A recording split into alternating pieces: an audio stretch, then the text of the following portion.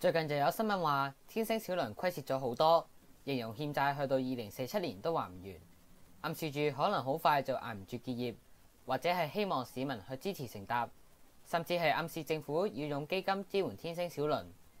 今日我哋都嚟親一親熱度，講下天星小輪嘅歷史同埋現時狀況。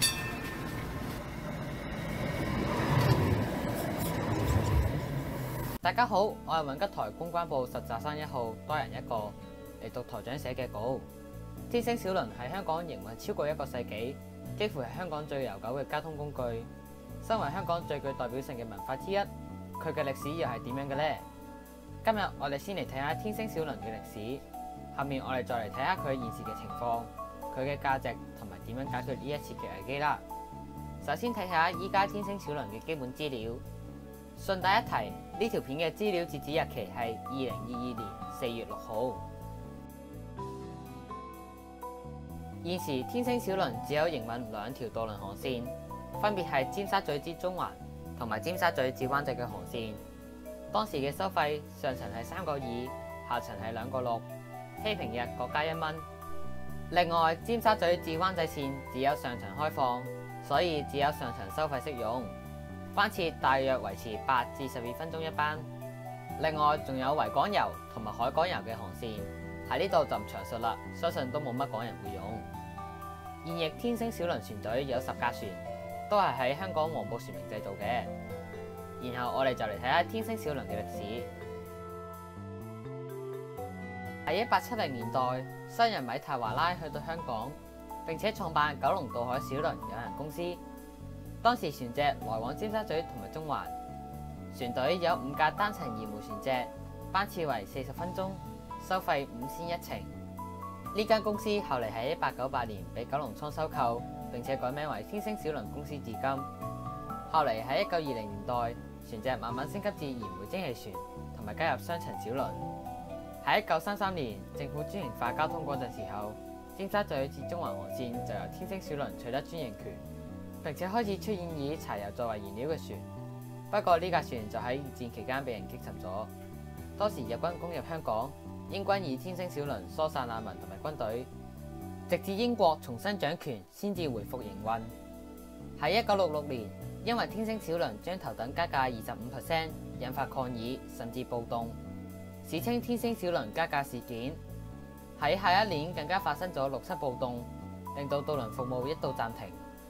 後嚟天星小輪亦都開辦咗唔同航線，包括喺暴動前嘅中環紅磡線，後期嘅紅磡灣仔線，同埋唔知幾時由油麻地小輪轉嚟嘅尖沙咀灣仔線，至到2011年先至停泊紅磡嘅2條線。中間仲有一件好值得講嘅事，就係2006年愛丁堡碼頭拆卸引發示威抗議，最後呢個碼頭都係被拆卸咗㗎。其他冇咁重要嘅歷史就唔提及啦。想知道嘅可以去維基慢慢讀。我哋嚟睇一睇天星小輪現時遇到乜嘢困難。天星小輪公司喺3月中左右提到，由於疫情影響，客量大跌超過1半，令到公司出現負資產，累計虧蝕超過7000萬，虧損超過公司資產，甚至有船冇收入，亦都唔足以出工資，要以借貸先至可以繼續營運。公司形容佢哋嘅債務去到2047年都還唔完，已經陷入十分嚴重嘅經營困難。其實香港除咗港鐵、九巴同埋珠江船務之外，都係虧蝕緊㗎。不過其中最嚴重嘅正正就係天星小輪，因此佢哋都向外界求救，希望取得各界關注。咁解釋完咗依家天星小輪嘅難處，不過我哋又點解唔俾天星小輪隨時間嘅巨輪捲去呢？正如我一開始講嘅，天星小輪已經喺香港營運超過1個世紀，論資排輩，佢都差唔多可以列入文化遺產入邊。其實都係一種講法嚟嘅啫，暫時就未被列入嘅。天星小輪亦都成為港人嘅一個集體回憶，比起貼街嘅歷史仲要長。如果天星小輪消失咗，勢必會影響香港嘅一個重要象徵，抹去香港嘅一道風景線。撇除呢啲似有還無嘅嘢，天星小輪都係吸引外國遊客嘅一個重要景點。喺外國介紹香港嘅網站，天星小輪通常都會被排喺香港必到景點嘅頭數位。天星小輪亦都喺09年嘅國家地理旅遊雜誌列為人生50大必到景點入邊，以及美國旅遊作家協會入邊全球10大最精彩渡輪遊第1名。呢個係外國人通常享受維港兩岸景色嘅主要方式之一。由此可見，外國人來港幾乎一定會乘搭天星小輪嘅，所以為咗將來香港嘅旅遊業係有必要保留㗎。最後係為咗港人自己。喺疫情前，天星小輪每個月大概有2萬人次乘搭，足見其實係有唔少人以天星小輪通勤。即使有其他更快嘅交通工具，天星小輪仍然係一個方便嘅選擇，連接維港兩岸。尤其是佢到目前為止仲係過海最平嘅選擇，好多人揀喺過海嗰陣時候，順便喺船上休息片刻。即使收費真係加咗價，保留一個交通嘅選擇都係唔錯，以免又落入補貼政策嘅狀態入邊。所以好多人認為我哋應該盡力保留天星小輪，保留嘅價值甚至比保留海洋公園嘅價值仲高㗎。不過即使大多數人都認為要保留，我哋又應該用咩方法先至可以保留到佢呢？如果要幫助天星小輪，各位喺呢幾年都知道啦，就係要去支持消費，用金錢投票支持佢哋。